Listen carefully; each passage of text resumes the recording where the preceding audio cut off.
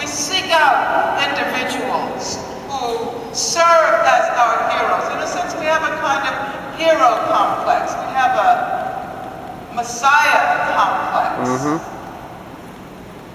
We forget that structural changes were actually intended by all of the struggles for civil rights during the 1950s and the 1960s and the struggles of the 70s and the 80s.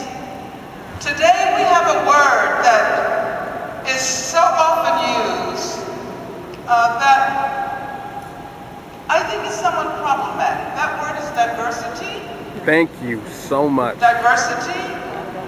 Do you understand what I'm saying? It's problematic. It's problematic because it comes to stand in for anything having to do with struggles against racial or gender equality. And we don't ask ourselves, what does diversity mean? Does it mean difference? If it means difference, why do we need difference? And what kind of difference do we want? And what is the relation between difference and the struggle for social justice? We have now the most diverse government in our history. If you go into any prison in the country, practically any prison, you will discover that prison populations are the most diverse populations in this country. And so is that what we want? Do we want difference that does not make a difference? If we are not careful about linking diversity with social justice, we end up with the same old, only we have a beautiful array of colorful, colored people doing the damage.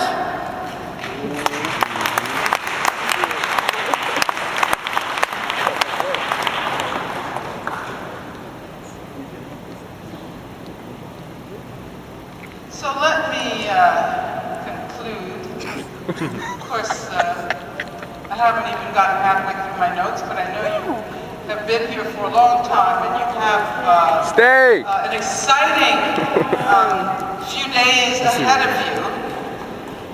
So I want to suggest that if we think about the broader picture and the challenges that face us today, war and the torture that we learn about virtually every day, a political discourse that aspires to persuade us that democracy can become a watchword for terror or torture, the wholesale denial of individual rights, collective rights,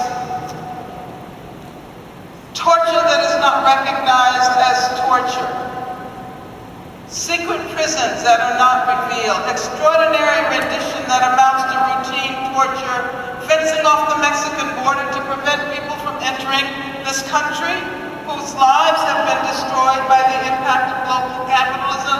And let me just say parenthetically, we talk about the flows, the global flows of information, and the flows of capital, the migration of information and technologies around the world.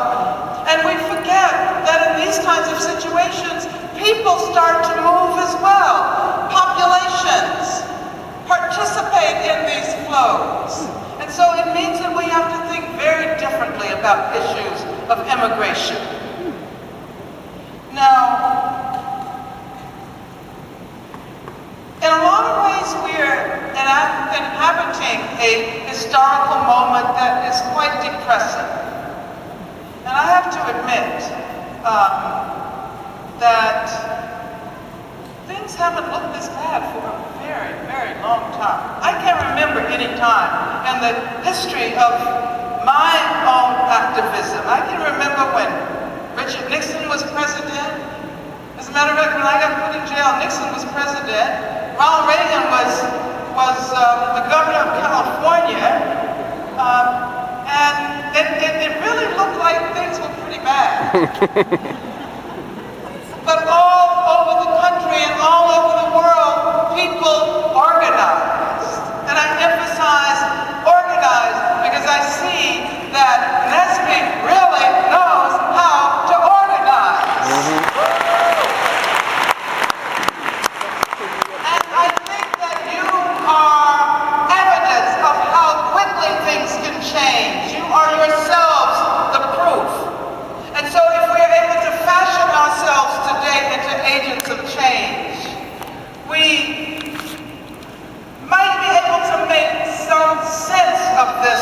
morass I've been discussing this evening. If you look at the successes of this organization in recruiting young black people to the field of engineering, you realize what you might accomplish in a broader arena as well. You represent the future. You represent the conscience of the nation. You can insist on a future without war, without sexism, without homophobia, without racism, without violence against women, without attacks on the environment. And finally, you have come this far, and you can go further.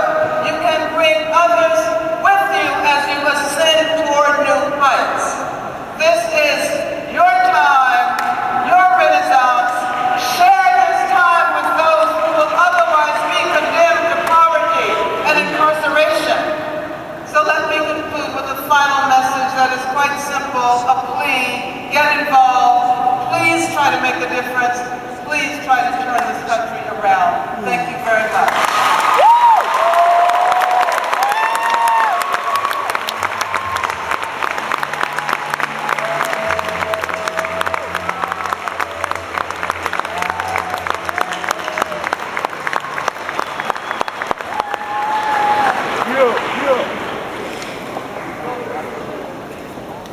Ms. Davis, on behalf of the National Society of Black Engineers, we'd like to thank you for being a phenomenal woman and activist and charging us to continue to look forward, be socially conscious, and positively impact our community.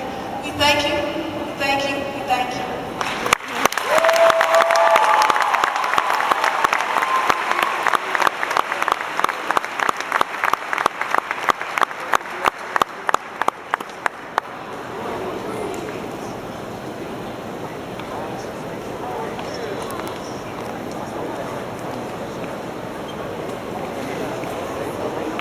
Ladies and gentlemen, your NSBE Executive Director, Mr. Carl Mack, and your Convention Planning Committee Vice Chairperson, Ms. Carolyn Moore.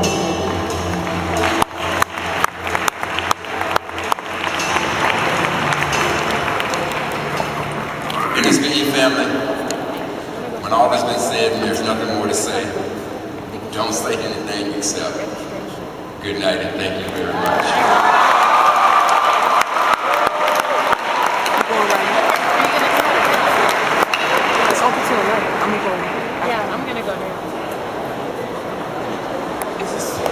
I'm assuming Ms. Moore is something.